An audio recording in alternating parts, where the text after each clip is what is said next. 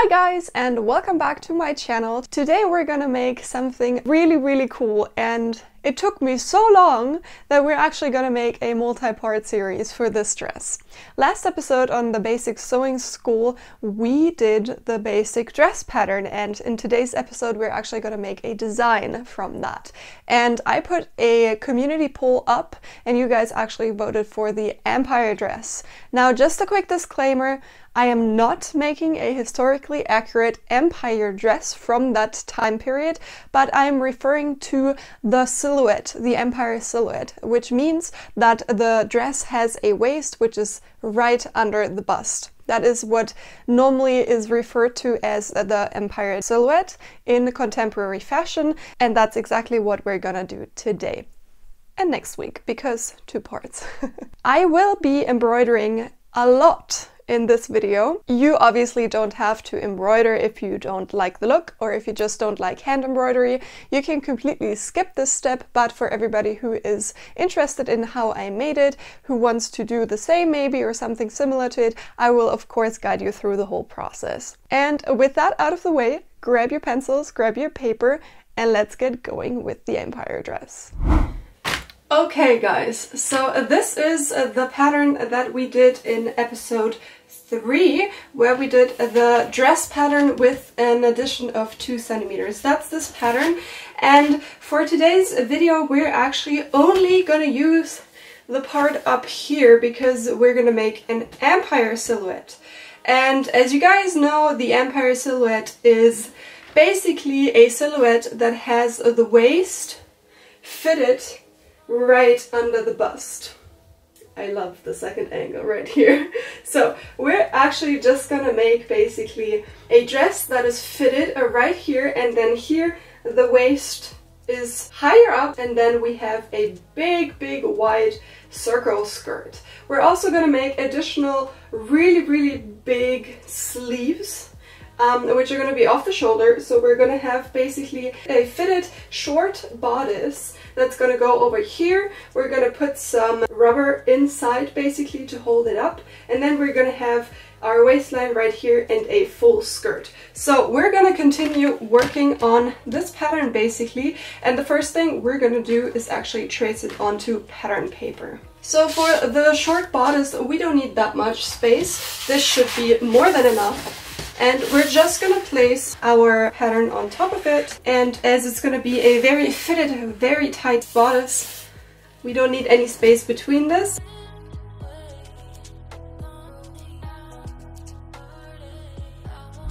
Continuing on, we're gonna mark all the points that we need, in this case just the armhole points, not that we're gonna make a sleeve because we haven't done the pattern yet. We're gonna do the pattern still, of course. So this basically is my arm, and the point that we drew on the pattern sits about right here. This is a point where you know that it's gonna cover everything basically, and you know we have something to cover here. So we're gonna draw over this point and make our bodice line over here and basically do this.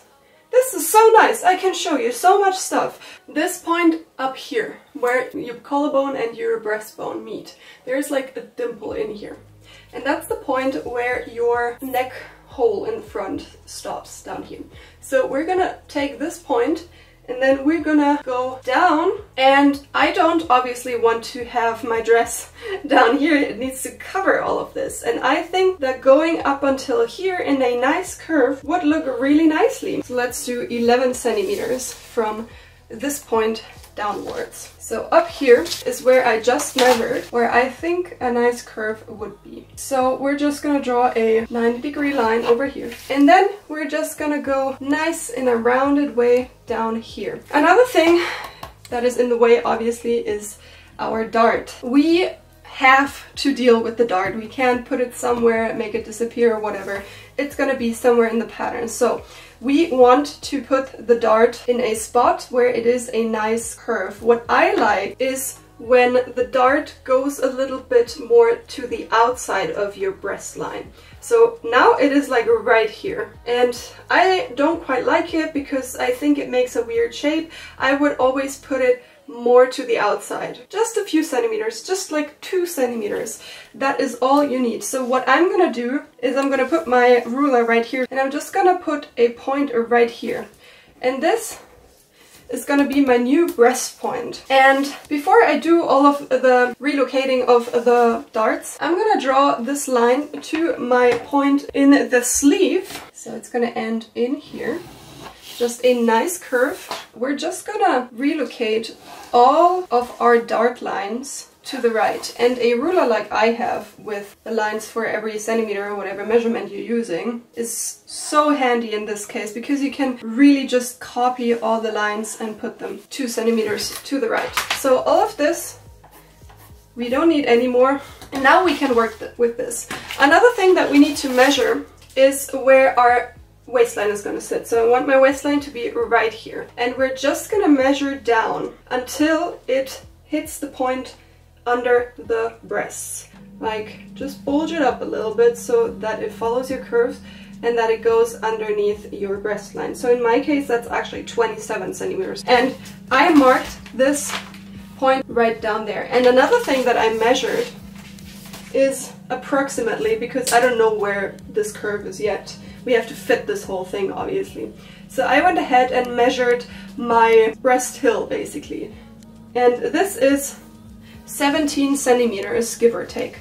So I marked 16 centimeters on my new line where I put my breast point. So as you can see, this is gonna make a weird, odd-shaped line like that, and that's fine because we have to cover round shapes, and that's gonna make a oddly shaped pattern on paper. If we're gonna put all of this together, it's gonna look fine. This line right here is gonna appear straight because that's just how 3D works. So we're good, and we're just gonna basically see how the darts are looking and if the sides of the darts have the same length.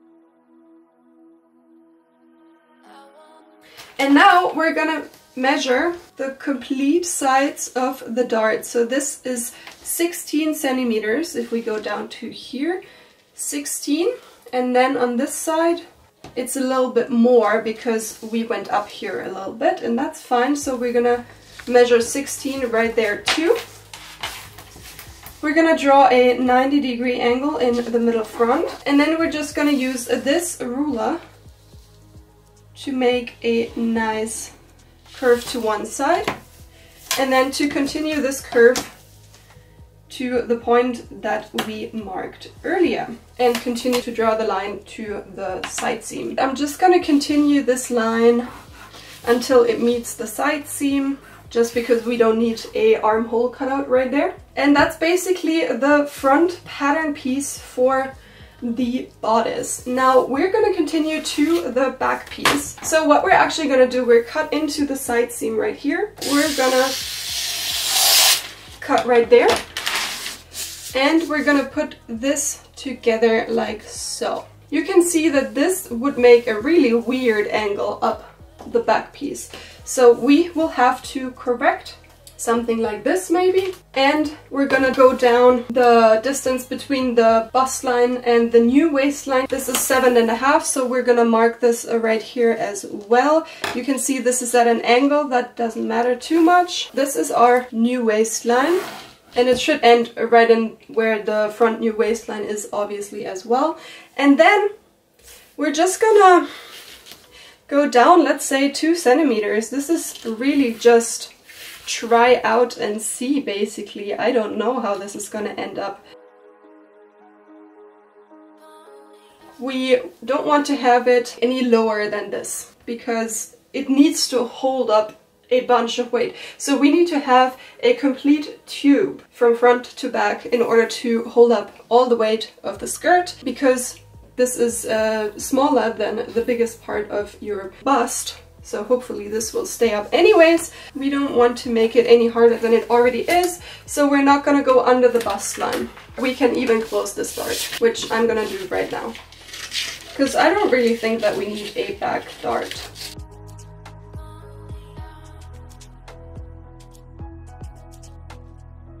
And actually we don't need this dart because it's gonna be 2 pieces anyways.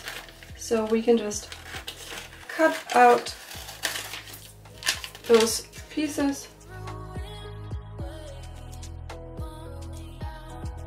So this is basically our pattern pieces that we have to fit now. So what I'm actually gonna do is fit this in a very similar fabric from what I'm actually gonna make it out of, because that's usually what you would do to get the best fit possible. And for something like this, where it is actually really important that it fits perfectly, I highly recommend that you use a fabric that is as close to your fashion fabric that you're gonna use or the same. Maybe have some scrap fabric laying around because you used this fabric before or whatever, and just fit this in the same fabric. I actually have, because this is going to be a Duchesse satin, which I used in a previous video, which I'm actually going to link right there if you want to watch how I did a prom dress after a suggestion of one of my viewers. It turned out really nicely, and I used a Duchesse cotton satin, which is one of my favorite fabrics ever because it has this luxurious sheen to it. And I'm gonna use a white cotton Duchesse satin as well for this dress. So this is gonna look like a wedding dress basically. I still have fabric from that project laying around, which I'm gonna use for the try out of this pattern. So this is actually all the scraps that I collected after cutting out the dress. I'm gonna just pick a piece. So these are the pieces, and I'm just quickly gonna sew them together and leave the middle front open. So, oops, just these and these seams, and then on the other side as well. I went ahead and put the mock-up on my dress form and already pinned down one side. The other side I'm gonna do to show you how I fit my garments. Usually you would fit this on the person you make this garment for, but as I am alone right now, I will just show you on my dress form. I also went ahead and turned the fabric over, so I have the seam allowances here, and as you can see, it's way too big on the one side that I haven't pinned down yet. So what I'm gonna do is to take a pin and just try to pin down all the loose fabric like I did on the other side of the bodice. It doesn't have to be exactly the same, but it should be at least close. I also had to take the bodice in quite a bit in the back, which was foreseeable to some degree, as this is a skin tight or even compressing bodice, which needs to be tight and strong, and I'm working with my +2 cm dress pattern, but that's fine as I'm changing it now. I am then using a pen to trace the changes of my pins onto the mock-up, which I will then use to transfer the changes onto my pattern to sew it again and fit again. And this process will be repeated until the pattern fits perfectly. It's the next day. I have a new microphone. I hope that is recording well and you can hear me well. And the next thing that we need to do is actually transfer the lines onto paper. So I just take out the pins, which leaves me with the space that still needs to be taken out of the pattern. What we're gonna do is to measure like on the underside. So this is 4.5. and this is 6, and then you divide that by 2 to have both darts be the same number basically. So 6 and 4.5, that's 10.5, so we'll just make a 5.25 centimeter dart. So we'll make a 2.6 centimeter dart right there. It's gonna be a huge piece that we're gonna take out of this pattern still, but that's fine because this needs to fit perfectly. Now we're gonna measure the length of the dart. It's 10 centimeters here, and it's 10 centimeters here. So we'll use 10 centimeters up until here, right there. That's gonna be the length of the dart. So what we're gonna do is actually gonna draw a nice curve from this dart. And then I'm just gonna do exactly the same with the upper part of the changes. Like this. And we're just gonna cut that out. We have to redo the shape here anyways because we took out a lot of fabric. So we need to redraw the shape here anyways. So I'm actually not gonna go down on the bigger piece, but I'm actually gonna elongate the smaller piece, so that the curve will look nicer.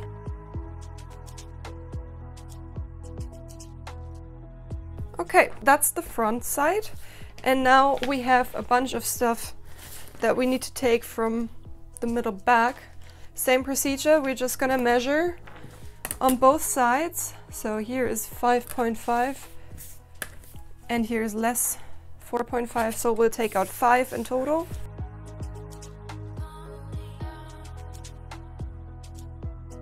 This is what the changes look like, and I'm just quickly gonna sew them right here. And this is what it looks like afterwards. And this we're gonna fit right now. Okay, so this is the new top. I also went ahead and cut the middle back to size. So a couple of things that I would like to address. First of all, how those dividing lines sit. I don't like that, because after we fit it and we put the new darts in, this completely did go the wrong direction to what I intended it to go. So what I'm actually want the line to be like is like a little something like this. So at the moment those lines go inward, and that's in my opinion not really flattering. Therefore I would like the line to go outward on both sides. I'm just gonna mark one side, the left side in this case, because I'm just gonna transfer everything that I do on this side to the other side.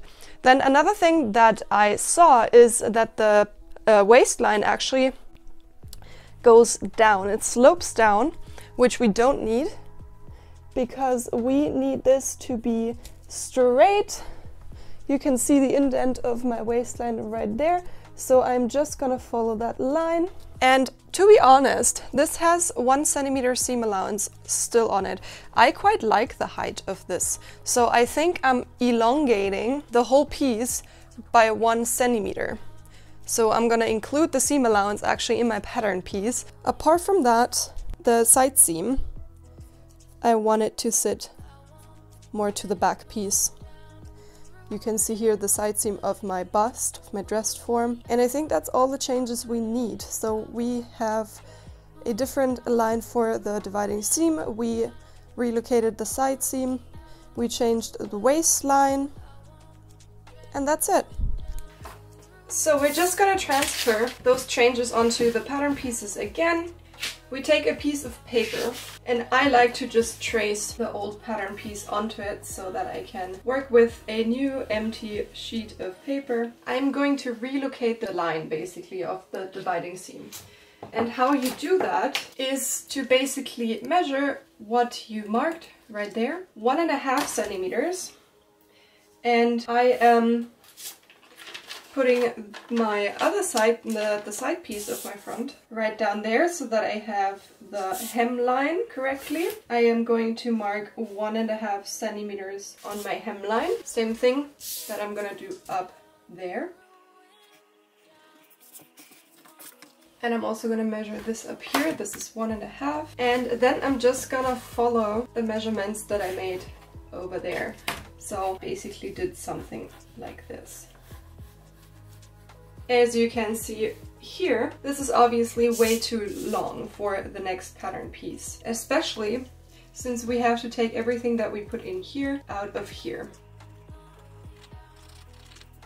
But as this curve is more defined as it was before, we might even get lucky with the placement of the dividing line. Not quite though. This is the rest that is too long. So I'm actually gonna take this, divide it by 2, and use this as my hem and upper line. And now it fits quite nicely. And then for the side seam, we relocated the side seam, but that is the easier of the two things because this is just a straight line. We're just gonna piece the two things together, the two pattern pieces, and we're just gonna relocate it to the right, how we did it right there. So I'm measuring 2.5. Just realized that my mic was not working and my second angle wasn't on, but doesn't matter. Continuing on, this down here is 3 centimeters, and that's basically all we need for a relocation for the side seam. So this is our new side. We can just go ahead and cut this into 2 pieces. So actually, as you can see here, this curve right there is way less crazy than this curve.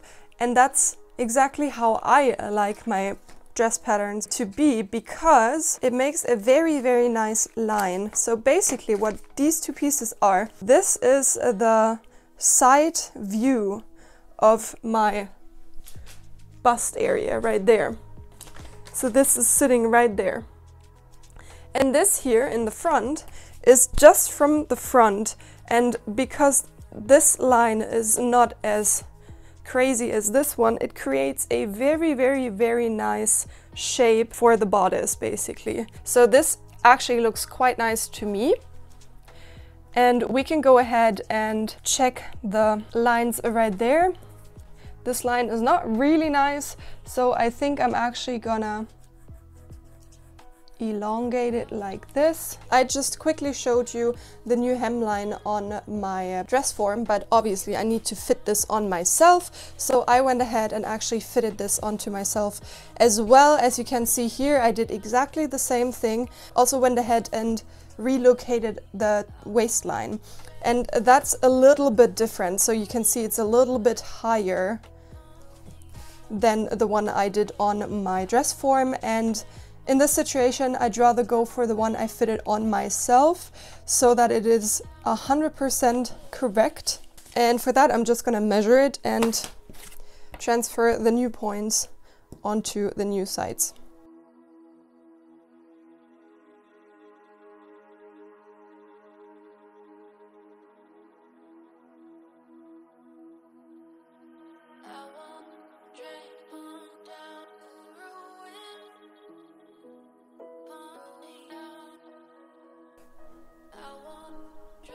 Hi. So if sometimes this camera is switched off, that means that it lost me and it's just filming some random stuff in the background. So just for your info. Anyways, this is our new pattern pieces, and I said that I wanted to go up here 1 centimeter. I could have already done that before.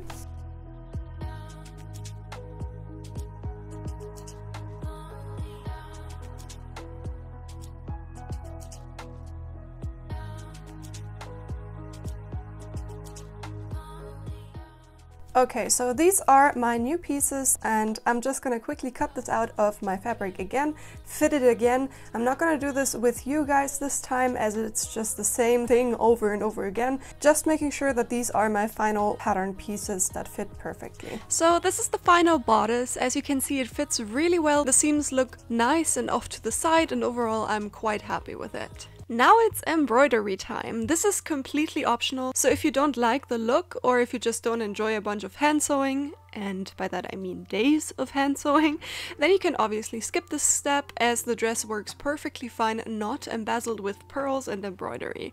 But if you're here to see what I did with my dress, or if you just enjoy watching people being crafty, I'm gonna go ahead and explain what I did. I will also link all the embroidery supplies down below if you're interested. I went ahead and cut out the pattern pieces off of my white Duchesse cotton satin and stitched all the pieces together. I did that because I needed to sew over top of the seams with pearls, which would have not allowed me to do it later on. I tried out a few different options, but settled in the end with the big metal hoops on the top row and small nylon cording on the top edge. I glued the metal hoops on with a strong fabric glue and embroidered all 14 of the hoops in 7 different pastel tones. I think that was actually the step that took the most time, especially because the thread kept knotting up. I hate this thick embroidery thread. Anyways, I used these hoops that had a 3 centimeters outer diameter, which allowed me to nicely embroider all of the metal and make it disappear.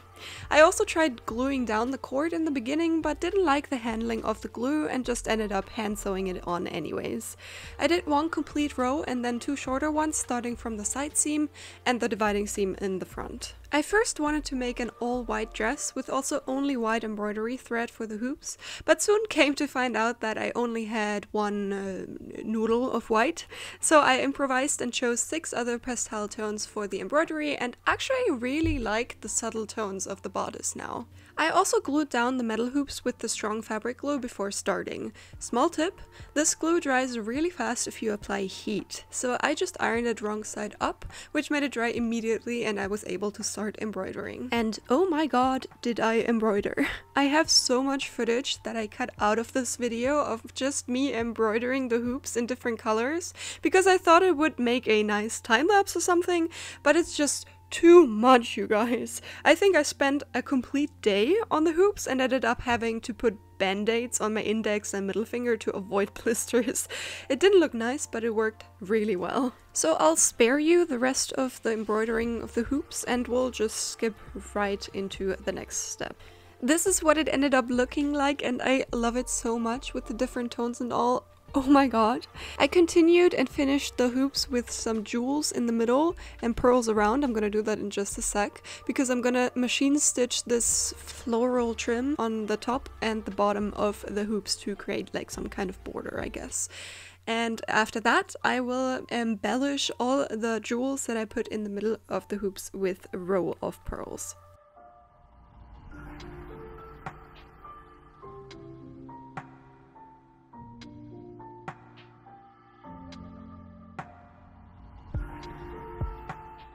So as you can see, I kind of guided the trim in waves to follow the round shapes of the hoops to create a more flowy, organic pattern. I then stitched on those jewels and bordered them with, I think, 12 small acrylic white pearls. I made a loop first, stitched it down on one side where the loop started, and then went around to fix every pearl into place.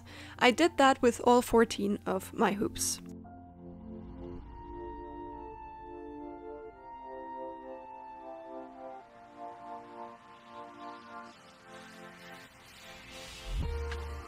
Once I was done with that, I made a pearl line out of bigger pearls all across the bodice. By the way, I found the easiest method to embroider some pearls is to thread around 5, give or take, stitch them on, and then go back and fix every single pearl into place with a tiny stitch individually. So I'll take my 5 pearls and then basically see how far they go, fix them on that spot right there where I point with my index finger, stitch a small stitch and go back up and continue that until the end of the row, and then, as you can see right here, I go back again and stitch down every single pearl individually by just fixing basically in between the thread, just fixing it to the bodice. After being done with that, I wanted to have some piping underneath the big pearl row. So I took some thick cording, you can see the red thing on the right side, and cut out 3.5 centimeters white strips out of my fabric, so the white fabric that I made my bodice out of too. Cut on the bias if your fabric is not stretchy, but mine has a little bit of give already, so I didn't bother. Use a one-sided foot for your machine to sew the piping. Just enclose the cord with your fabric and stitch it down. I then placed my piping underneath the row of pearls and stitched it down as well. It also created a more even shape of the pearls. As you can see right now, it's kind of wobbly and not really straight and neat. And that kind of evens it out, which is really nice, as it has like some sort of corner where the pearls can rest on, basically. I ended up doing 3 different rows of piping right below each other. And I do suggest you take your time, especially around the bust area, because it's very rounded and it's gonna be a thick bodice in the end. It's gonna be pretty sturdy, especially with the piping in place. It's making it even sturdier. It kind of acts like boning, but in a horizontal way, kind of. Just take your time when you stitch down that piping, especially in the bust area, the rounded shapes, making it quite tricky to have it neat and tidy, but it's possible, and it's gonna get easier after the first piping is in place. So the second and the third row was very easy and I didn't even bother to pin it down. Also, I don't know if that's quite necessary, but I thought I'd rather do it than not. I stitched down the piping in the seam allowance right there, as you can see, just to make sure that it doesn't go anywhere else. The seam allowance of the piping will be covered by another row of floral trim that I also machine stitched down. Before I do that, I cut down the seam allowance to around 5mm though, just to make sure that it's not gonna fray or that the seam allowance will be visible after the trim is attached.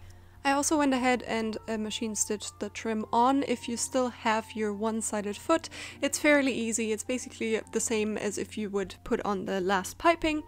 And after that, I decided on the last design element, and I'm actually gonna do some U-shaped kind of design, which is gonna end up looking really, really cool. So I measured the middle of the bodice and threaded some pearls to create this U shape underneath all the piping.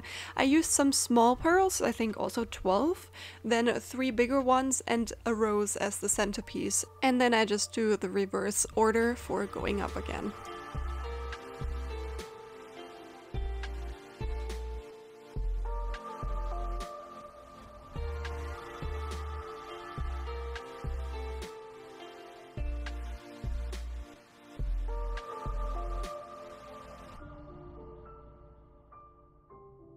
My first try was a bit clueless, I would say, but I actually ended up stitching down the rows first, then going up on one side first with the 3 big pearls, stitching them down, and then the smaller pearls, and after that I would fix them into place individually as I did with all the pearl stitching before, making my way back to the middle, to the rows basically, and then doing the same process on the other side.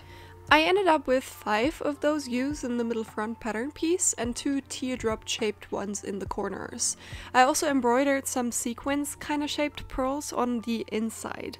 Lastly, I sewed another row of small pearls on the bottom and some tassels in the corners.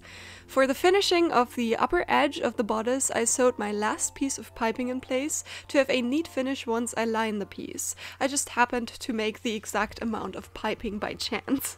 As I never made a sketch for the embroidery and I just went ahead and, I don't know, decided by mood, I guess, how the pattern is gonna look like. That was just a thing that I did, and I just happened to have enough piping for the whole thing. I would just suggest you make 4 times the width of your complete bodice, not to have any problems in the end if you decide to do exactly what I am doing or something with piping that is similar to mine. And that's it with episode 1. We're actually going to finish next Sunday and we're going to make the skirt and the sleeves. It's going to have big puffy sleeves and I'm really excited to share that with you guys. If you haven't already, give this video a thumbs up and write a comment. You would help me out so much because that tells the algorithm that you enjoyed this video, and it would also suggest my videos to new viewers, which would be great. So that is one way to support me. Also, if you haven't already, subscribe to my channel, and there will be links down below in the description for all the embroidery things that I use, and also my Etsy store if you're interested. Thanks so much for watching, and I'll see you next Sunday. Bye guys! Yeah.